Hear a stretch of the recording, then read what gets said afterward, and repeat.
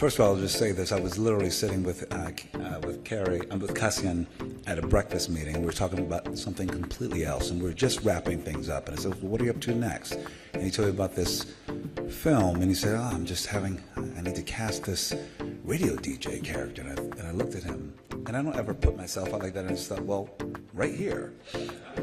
But I didn't know exactly anything about this radio DJ or anything. Hello, everybody. I knew the voice was a major part of this experience for me, and how tonally it'll help move and animate the film in a way. I knew my role in it. You know what I mean? I knew, I have to be a grounded voice of reason, and that's my main objective, to play in this. While Bill and Dakar, they're dancing all over the place with this wild storm. And so for me, it started there. And really, the beautiful thing is I shot all of my work in 3 days?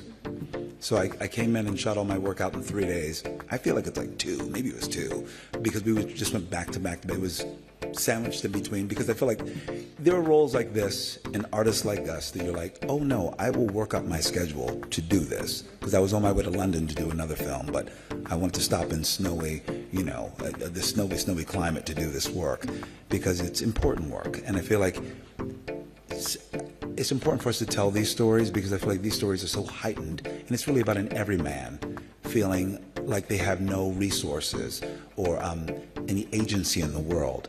And I feel like, we need to tell stories like that again and again, because this is exactly what happens when people are pushed up against the wall. And so we can prevent things like this by really examining these people as human beings and not looking at it something so extraordinary and outside of ourselves. So that's what really, I knew my function going into this, and I wanted to help tell a story like this with whatever I could give. Firstly, I want to say, Colman, your outfit is amazing, and you have the most incredible fashion sense in the world, I think. Well, thank you so very much. And my question to you is... It wasn't at the first, juncture. It was the kinds of Luigi Mangione moments in our history happened right after we started, and in November, and we started in September. So like halfway through prep, we realized, there's things happening that are, and the election happened as well. Things are kind of dovetailing into our own project.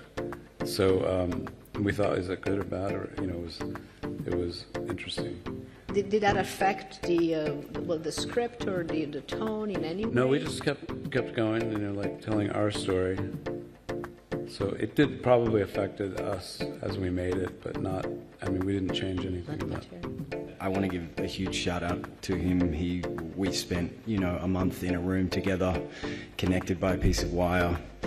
And I haven't honestly made a better friend in a castmate ever. He really, again, a bit like Gus, forced me to get out of my head. I never socialize while I'm shooting. He forced me to come and socialize. And I think, hopefully this answers your question, he kind of humanized himself to me, which humanized Tony in a way at the same time, if that makes sense.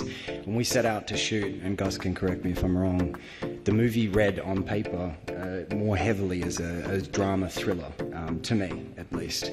And it became an irreverent, dark comedy in a way, and Bill and I, Tony and Dick, are kind of the odd couple in a way. And I feel like in parallel to shooting, Bill and I developed the same kind of weird relationship, if that makes sense. And I felt that he was a very intense performer like me, and we just ended up laughing like I've never laughed on set before like that. And it was funny, it bled into Tony and Dick's relationship, and I think it humanized Tony as the little man who's trying to confront capitalism and all of the topical things that we're talking about. Hello, thank you so much for the movie. It's really touches on the variety of levels. Gus rang me, said Al Pacino's going to be playing my dad. I lost my mind.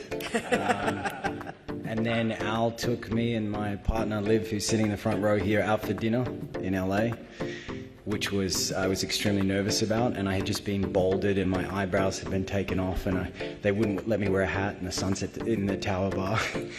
And I said to Dimitri, the maitre d', I was like, this is one time you can meet. Anyway, I took my hat off and had dinner with Al Pacino. And we both discovered he has just such a deep love for movies. And I'm a total cinephile. And I don't know, he felt like an old soul friend, you know. I don't drink, he doesn't drink, and he has a sweet tooth, and so do I, and we ended up just eating cookies all night. And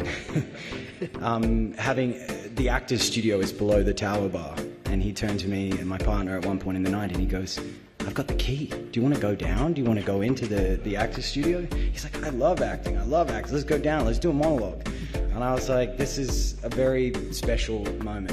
This is a movie about losers. I'm sorry, but I mean, Billy's playing a loser. I don't know if you, Gus, could comment on the necessity of... And working with Gus was a joy. Gus is like... I felt very much like I wanted to make him happy. He gives you the vibe, or proud, you know? He gives you that vibe like you just want to make him proud. He's also a man of... oftentimes on set, very few words. So sometimes it was hard to tell whether or not I was making him proud. In the end, I knew I was. Thank you.